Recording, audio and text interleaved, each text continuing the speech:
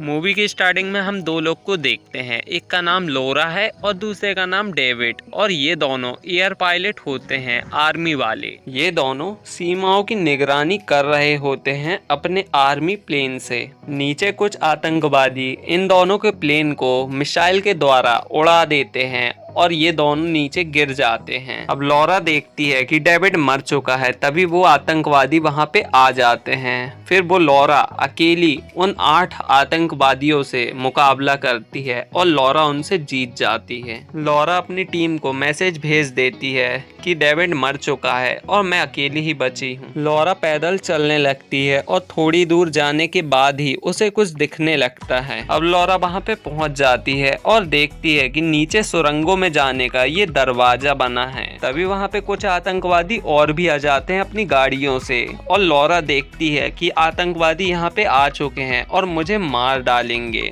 उन आतंकवादियों से लॉरा मुकाबला करती है और देखती है कि आतंकवादी बहुत ज्यादा है, इसलिए उस गुफाओं वाले दरवाजे के पीछे वो चली जाती है। लॉरा देखती है कि नीचे जाने के लिए लिफ्ट खराब है, सिर्फ सीढ़ी से ही नीचे जाया जा सकता है, इसलिए लॉरा नीचे चली जाती है सीढ़ी के द्वारा। अब सभी आतंकवादी लॉरा को मारने के लिए उस गुफाओं में चले जाते हैं सीढ़ी से। लॉरा नीचे जाके देखती है कि ये तो रिसर्च सेंटर था और ये सालों से बंद है और यहाँ पे कुछ लोग मरे हुए भी पड़े हैं। तभी वहाँ पे आतंकवादी भी आ जाते हैं और लॉरा उन लोगों से छुपती है। लॉरा उन आतंकवादियों से बचने के लिए थोड़ा और आगे चली जाती है और देखती है कि एक कांच के सेट में कुछ एलियन बंद है जो बिल्कुल इंसान की तरह दिखाई देते हैं। तभी वहाँ पे आतंकवादी आ जाते हैं और गोलियां चला देते हैं। उनमें से एक एलियन को होश आ जाता है। वो एलियन सभी लोगों को मारने लगता है और लॉरा यहाँ से बचते बचते भागने लगती है। अब लॉरा वहाँ से भागते हुए बाहर आ जाती है और बाहर आने के बाद देखती है कि सिर्फ एक आतंकवादी बाहर खड़ा है, वो भी बंदूक लेके। अब वो आतंकवादी लॉरा के पीछे एलियन को देखता है और वो आतंकवादी वहाँ से भाग जाता है और लॉरा भी वहाँ से भाग जाती है।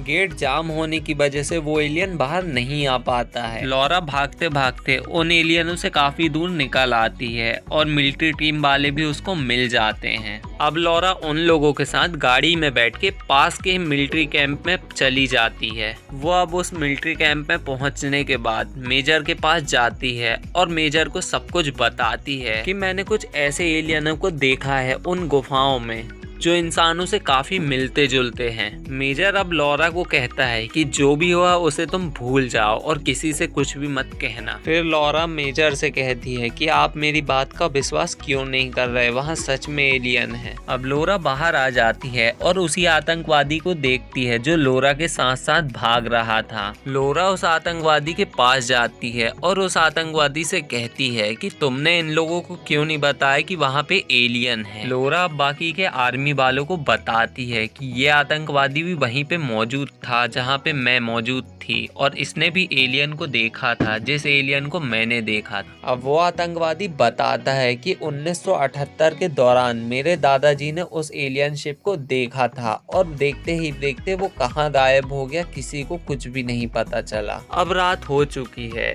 और हमें दिखाते हैं कि जिस गुफाओं के अंदर एलियन है उस गुफाओं का गेट पूरा खुल चुका है और एलियन सारे बाहर आ चुके हैं। अब सभी एलियन उस मिलिट्री कैंप में हमला कर देते हैं। अब सभी लोग एलियनों से मुकाबला करने लगते हैं और गोलियों का असर कोई भी नहीं हो रहा होता है एलियनों के ऊपर। अब एलियनों से मुकाबला करते करते वहाँ पे काफी लोग मर जाते हैं। लॉरा और बाकी के सभी लोग उस बड़े से बंकर में जाके छिप जाते हैं और सभी लोग सुबह होने का इंतजार करते हैं, क्योंकि धूप की तेज रोशनी की वजह से एलियन दिन में बाहर नहीं निकलते हैं।